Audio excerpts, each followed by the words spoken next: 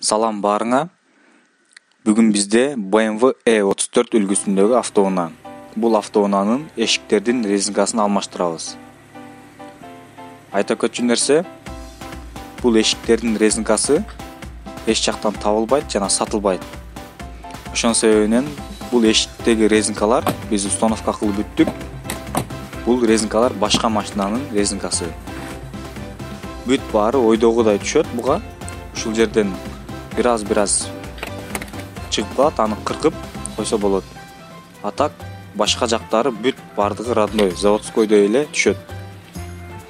Кайсы машинаныкы деп жатсаңар, бул резинкалар Volga 3110 деген машинанын резинкалары. А буну эч ким билбейт. Бул резинкалар BMW-га түшүшүн кадимкидей өзүнүн заводскойдой болуп отурат резинкасы. Кимге бир пайдалуу болуп калышы мүмкүн бул ролик.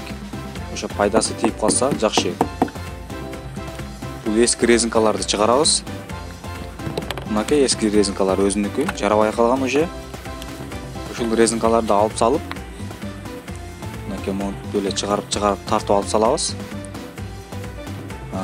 Мондай болгон жаңы резинканы салабыз. Мынакей бүт баары жакшы, состояниясы жумшак. Айта кетчү нерсе, биз 4 эшикке,